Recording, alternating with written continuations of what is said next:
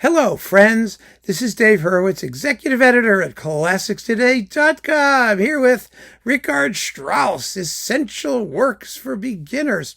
It's interesting that, we haven't done this earlier, but, Strauss is so popular, at least his more famous works, that, it's hardly necessary, perhaps, but everyone's got to start somewhere, right? And it's not just beginners, actually, in this case, because it's once you've started with the usual things, there are other things to listen to.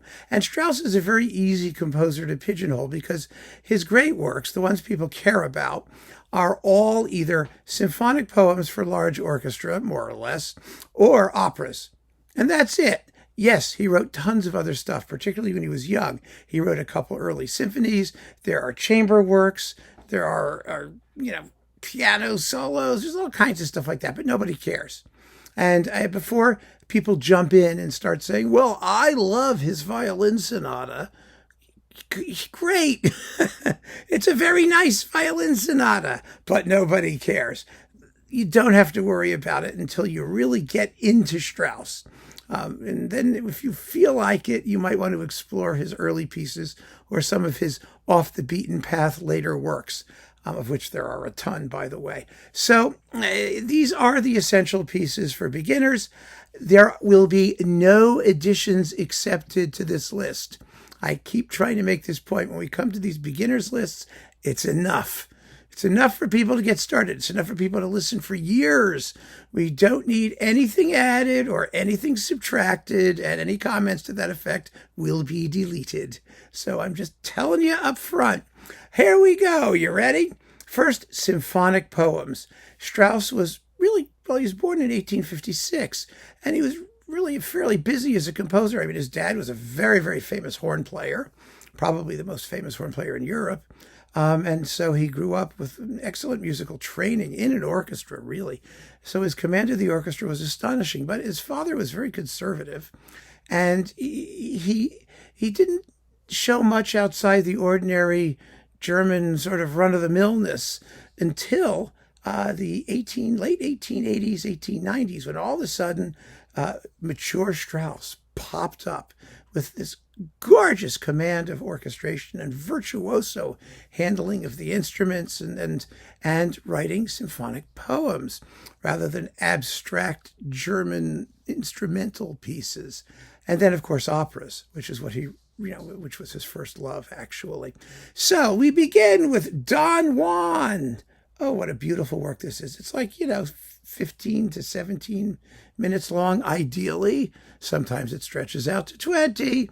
But there are some characteristics of Strauss that you already hear in this piece that will recur in, most of his later work. First, at least in the symphonic poems, there is this rush of energy. I mean, this desire to spew out some of the basic thematic material really quickly, right up front. It doesn't happen in every symphonic poem. Some of them begin quietly. But this one particularly, there's just this rush of excitement. You're in the middle of a whirlpool of energy. Second, there is the use of the oboe for love music. Strauss's female characters and love themes are almost always given to the oboe initially. Then they get picked up by all the violins and everybody swoons and slurps and all that stuff. But the oboe is a very, very important instrument in Strauss's woodwind section. And lastly, the quiet ending. Strauss's father complained, why don't you end anything loudly? Why don't you end anything emphatically? Most of Strauss's pieces end in a sort of with a feeling of elegiac resignation, which can be kind of annoying because sometimes the elegiac resignation goes on way too long, or you may feel that it does. And you would be right if you feel that way.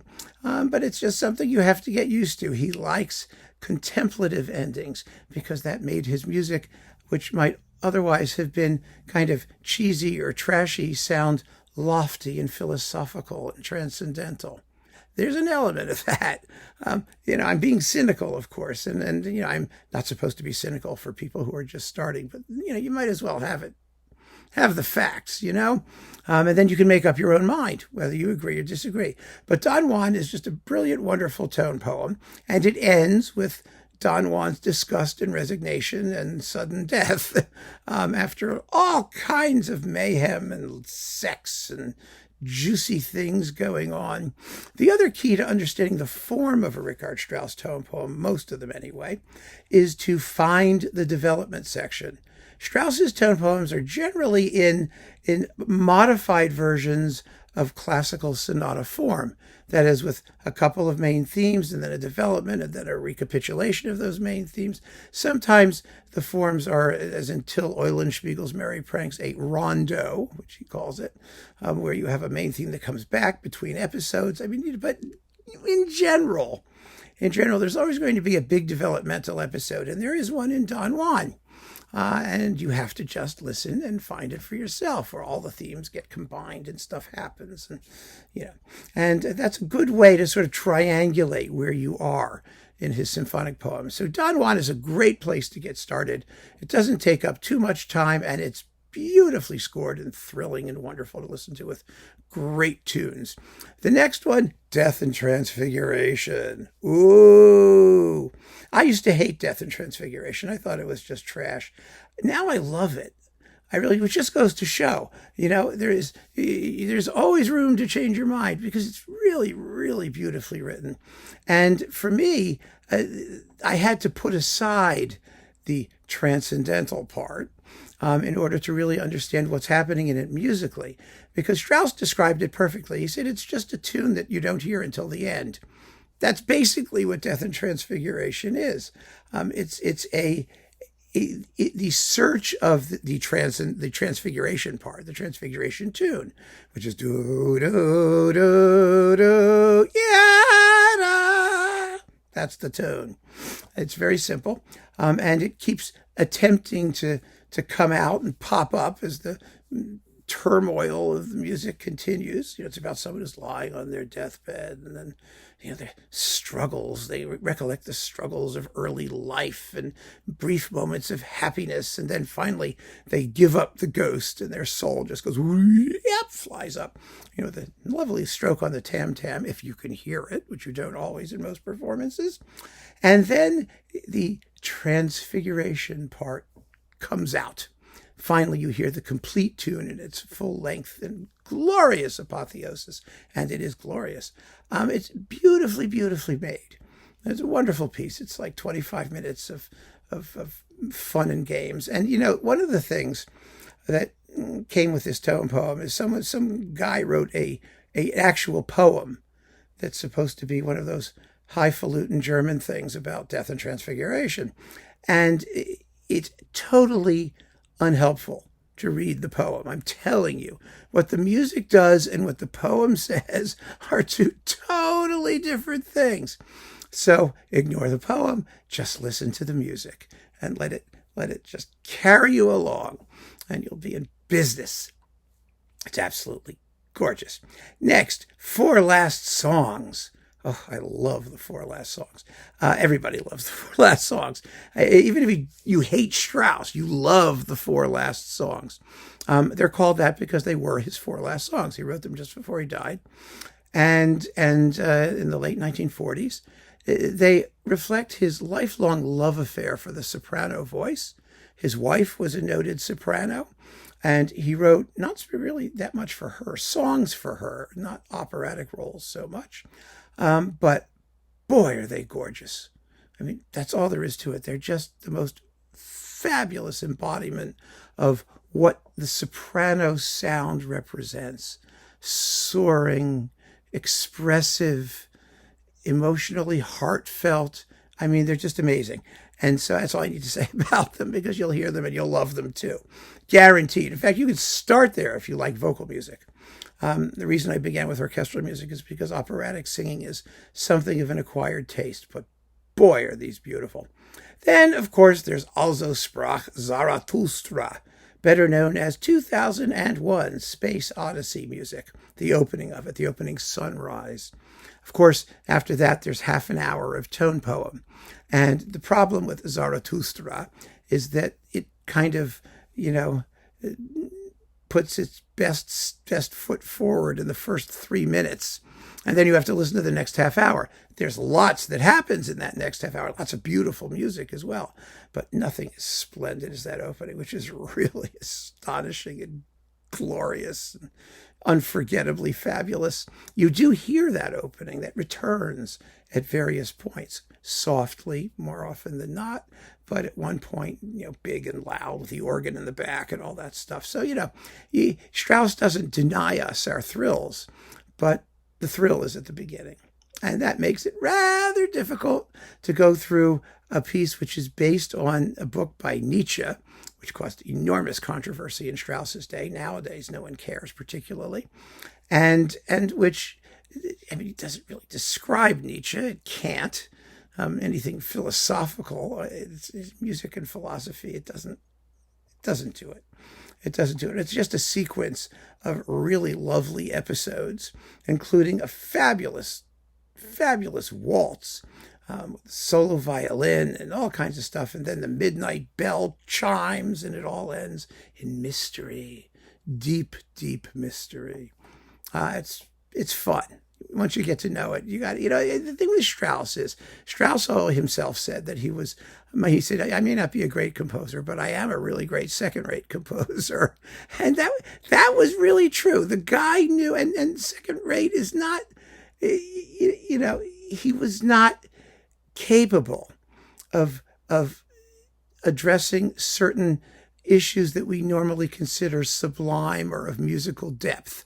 When he conducted Mahler's Fourth Symphony, he always said, I could never write an adagio like that, something deeply spiritual. He was a very worldly guy. And, he really had a good time with his life. And his music is fun and it's illustrative. And he does achieve, a level of profundity in works like the four last songs and his vocal works and all that. But the orchestral pieces, they're like film scores more than anything else, and very well-written film scores. So you should feel that you have every right to enjoy them or not enjoy them or make a little fun of them or not take them all that seriously, because Strauss didn't. That's the point, really.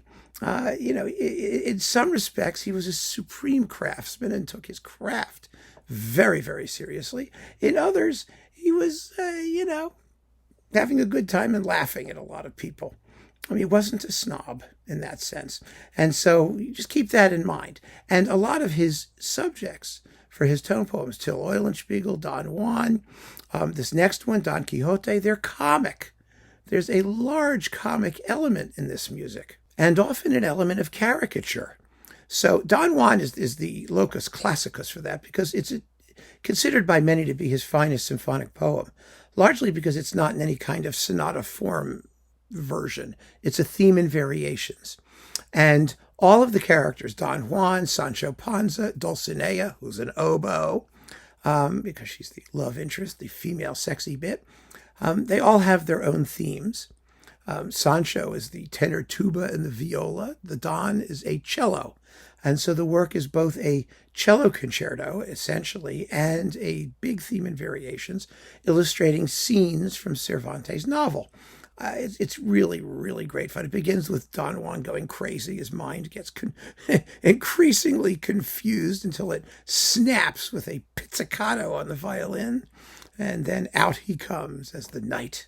And off they go on their adventures. And the rest of it, you just follow at your leisure. It's great fun. Don Quixote does take a long time to die. But that's true of everything by Strauss. It all takes a long time to die. Especially the next work, the Alpine Symphony. Oh, my goodness. This is, a day in the life of an Alp, or a movie score in search of a movie.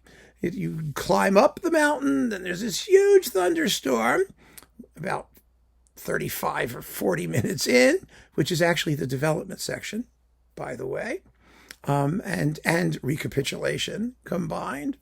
And then you're down off the mountain as night very slowly, really slowly descends. It's written for an enormous orchestra with 2 sets of timpani and a wind machine and a thunder sheet, which you almost never hear. Listen to the Schulte recording. You hear the thunder sheet. And, oh, wow. It's just glamorous and and fun. And friends of mine think it's totally shallow, and who cares? It's wonderful. It's more fun than you have any right to have to listen to. It really is. It's gorgeous. And something a little lighter. Strauss wrote some beautiful works for chamber orchestra. The most famous of them is the suite from the play Le Bourgeois Gentilhomme, which is Der Bürger als Edelmann in German, Moliere's famous play. Originally, this was a double bill. The play was supposed to be performed in the first half, followed by his opera Ariadne auf Naxos. But that was a very, very long evening, and the two things didn't quite sit well with each other. This is a neoclassical confection for small orchestra, but, in Strauss, small still means lots of notes and very rich and full textures. Charming and light and absolutely beautiful.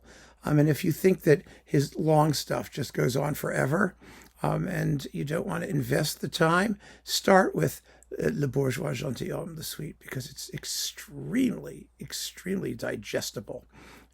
In fact, it ends with a dinner, so it's totally digestible. It's absolutely lovely. Then we've got to deal with some operas, and we have 3 of them. The first is Salome. Oh, it caused an enormous scandal because Salome is this, nubile nymphomaniac who wants to, get the head of John the Baptist because he spurns her, and she gets it. And then she spends 15 minutes singing to the head before she kisses it. People were totally grossed out. Sometimes they still are. But the music, again, Strauss makes the music so beautiful that its tawdry excess becomes a sinful pleasure. The most famous bit is the Dance of the Seven Veils, which actually Strauss wrote later and which everybody seems to think is a little bit less interesting than the rest of the opera. And it sort of is. But wow, what a wonderful piece. It's like a big, gorgeous tone poem with voices, and you just have such a good time wallowing in its luscious decadence. It's terrific. Then there's the comedy, Der Rosenkavalier. Strauss wanted to write comic operas. He wanted to be the next Mozart. That was his goal. That was his ambition. And he failed miserably, largely because German opera was not ready to accept a comic genius after Mozart, whose best comic operas, of course, were all in Italian. There was just something, especially at the turn of the 20th century, about the culture, the post-Wagnerian culture, where opera was supposed to be serious and philosophical and all the things that Strauss was not. And so he wrote comic operas, and one after the other, they basically failed, his late operas. And they're lovely works. I mean, there are some really, really wonderful ones, and most of them are comedies. How funny they are? Well, the German sense of humor is, we always say, Till Eulenspiegel's merry pranks ends with his merry trial and happy hanging. That's the German sense of humor at work. But there are brilliant, brilliant operas later on, but they're not for you guys who are starting out. The great comic opera that you need to know is Der Rosenkavalier, which is a big, big, long period piece, a sex comedy of Mozartian elegance and wit and charm, that also ends about 20 minutes before the singing stops, actually, which is very Straussian. In his most of the time in his operas, the plot's over and then the singing happens. It happens in Salome, 15 minutes, singing to a severed head. It happens in Der Rosenkavalier, the great trio of the 3 sopranos singing about, life and the passing of time and young love and, oh gosh, all that folderol. And it's gorgeous. And the problem, of course, with these extended codas that Strauss always writes in both his orchestral and operatic works is that you can't take them out because they have a lot of the best music in them. So you leave it and we put up with it. And Rosenkavalier is long. It's like 3 hours or so.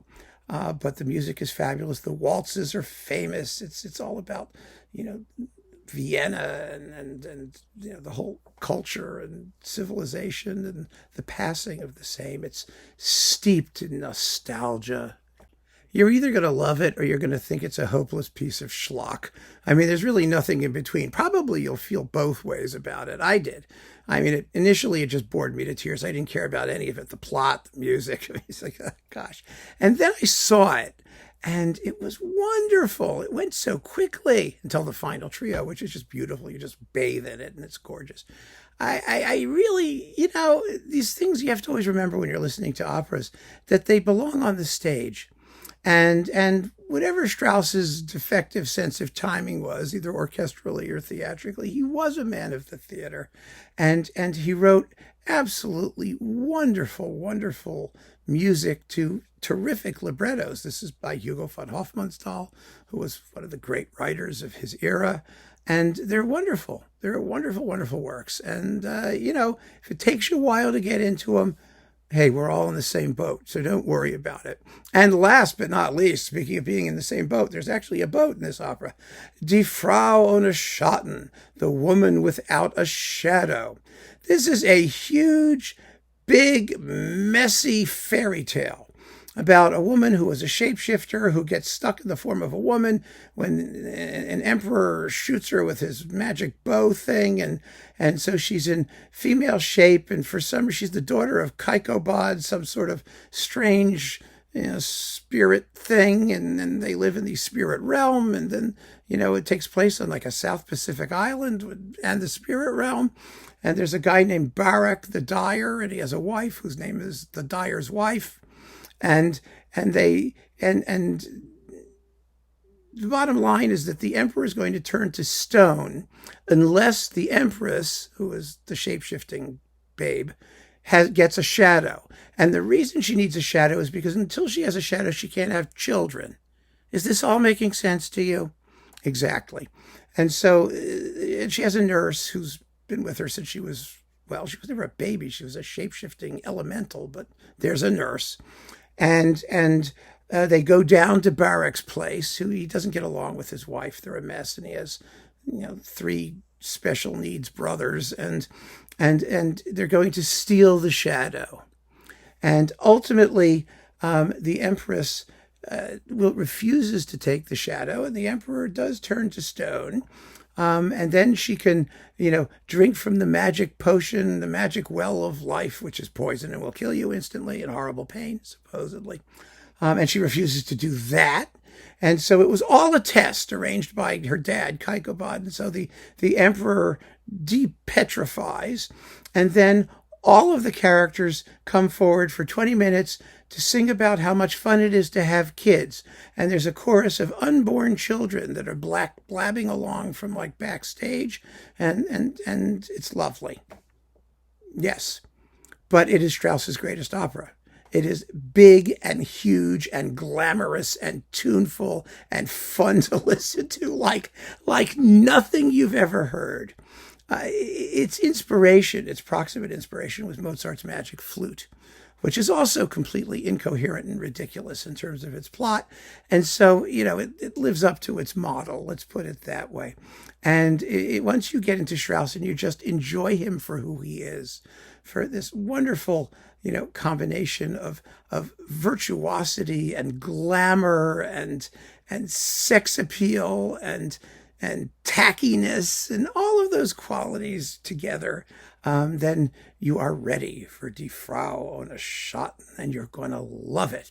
So there you have it, my friends. 10 works that you can get into, and I think they're really going to suit you quite well. I guarantee it. Keep on listening, and thank you for joining me.